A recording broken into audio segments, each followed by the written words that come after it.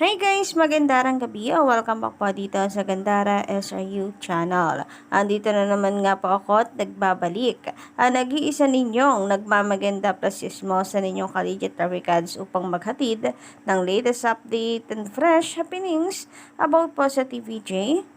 Mga balita may kinalaman po sa Itbulaga at ganoon na rin po sa loob at labas ng showbiz. Kaya naman kung hindi ka pa nakaka-subscribe dito sa akin channel, maaari niyong pindutin ang subscribe button and notification bell para maging updated at una kayo sa mga nilalabas nating balita. Anyway, ang mainit natin pag-uusapan ngayon ay patungkol nga po dito sa sinabi ni Tito Sen kanina during Gimme 5. So pumapatungkol po ito sa ipinakalat na chismis tungkol sa nalulugi na raw ang Itbulaga. Actually, may ilang linggo na rin pong nakalipas mula nang pumutok ang balitang ito no? Pero lalo lang umusok po at umugong ang balitang ito dahil isinare ni Ogie Diaz sa kanyang channel ang tungkol sa balitang ito na marahil naging dahilan kung bakit po nakarating sa TVJ ang balita. But before that guys, so eto po si AR Reaction Vlog. So kanina po pala nagkausap po kami, nagkaroon po siya ng problema sa kanyang channel So gumawa po siya ngayon ng temporary niyang channel which is Yael Davicads TV, Ariel pala, Yael Davicads TV.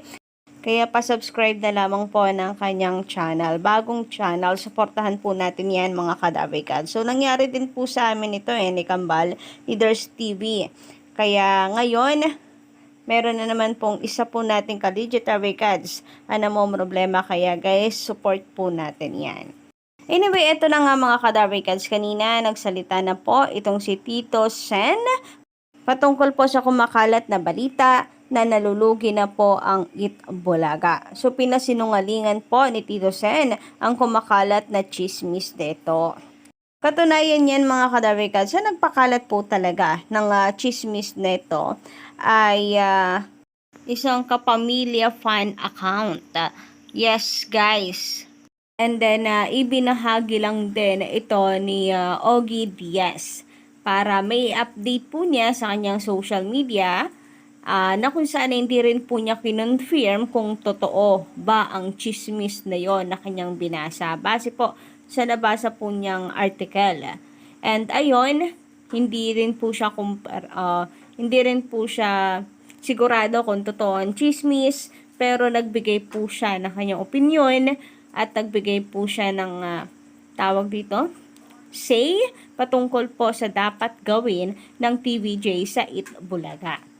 Nariyan yung mga suggestions, etc. And ito yung bagay na ayon naman po sa ating mga collegiate Davicads, hindi nakapagtataka.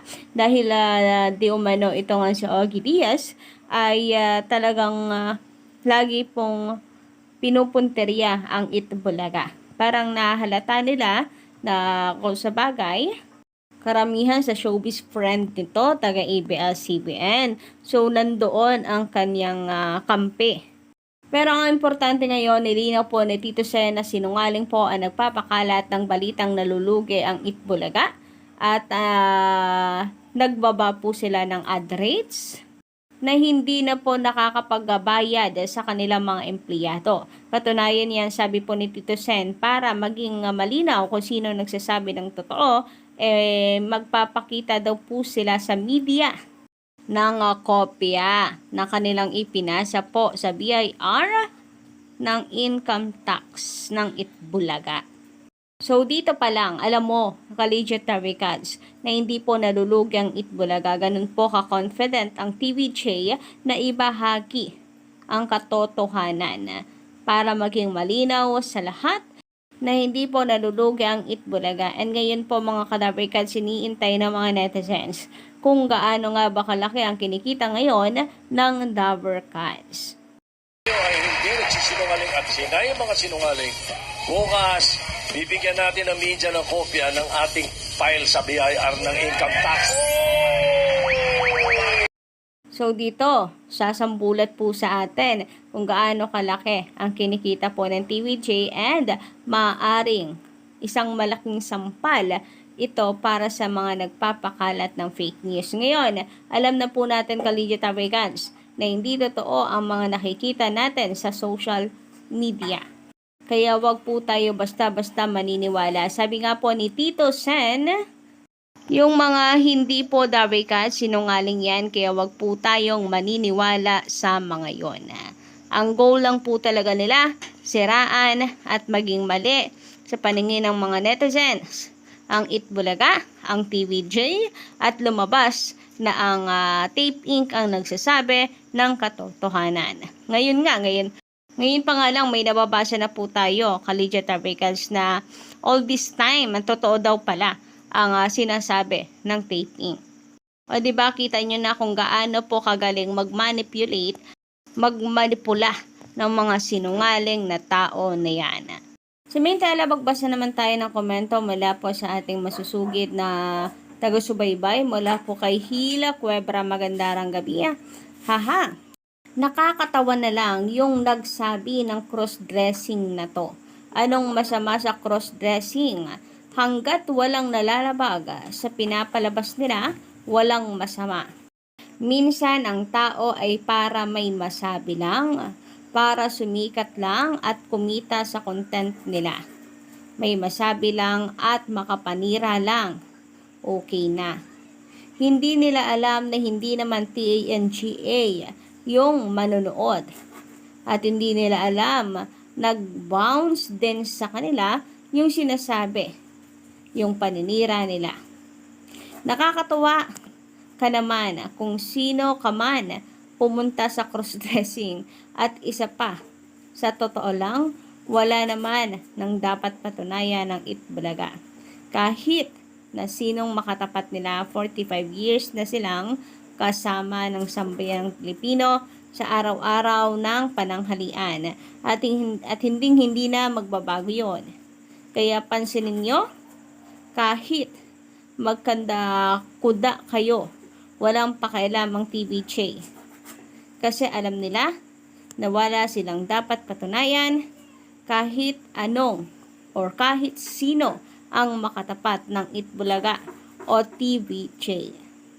Kaya nga nakapagtataka din actually kapamilya fans po yan, Showtime fan, yung nag-share po na yan.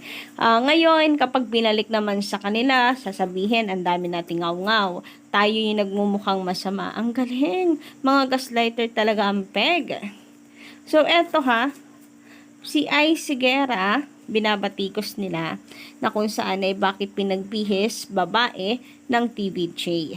So, wala man lang kung gaano daw nagpapakihirap ang It's Showtime mag-educate patungkol po dyan sa community na yan, ay gano'n naman daw binabastos ng TVJ ang community. Grabe!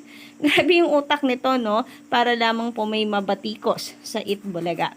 So, kung ang problema po niya, yung actually yung kagaya na nagbabakla-baklaan, cross-dressing, bakit hindi rin niya punahin yung girl boy bakla tomboy nitong si Vice Ganda before?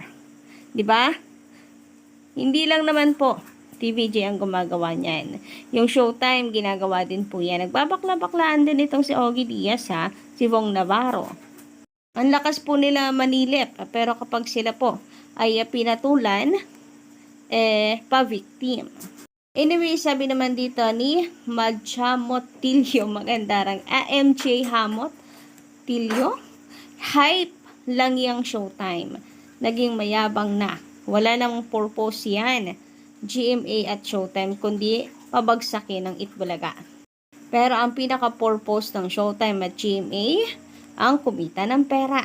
Kaya nga po nagano na sila, nagsanib pera. Kaya nga po, silang tabi na ng GMA7 ng mga pinagsasabi ni Vice before sa kanila. Kasi at the end of the day, parehas po silang makikinabang naman dyan para kumita ng pera. Wala namang kawang gawa. Nalulugi kasi GMA at hanggang ngayon hindi pa bayad ang tape sa malaking utang nito sa GMA. Lista na lamang sa hangin yon dahil ang tape sanay sa utang na wala ng bayaran.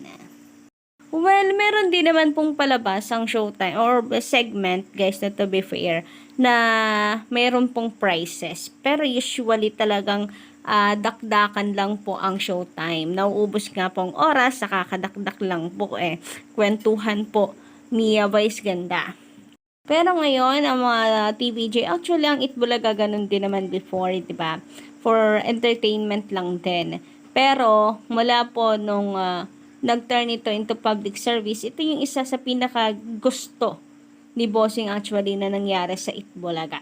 And ngayon, sinisikap nila na lahat po ng magiging segment nila ng Itbulaga meron pong prizes para makatulong po sa ating mga kababayan. So, yun lang po aking update para po sa gabing ito. Don't forget to click the subscribe button and notification bell for more updates.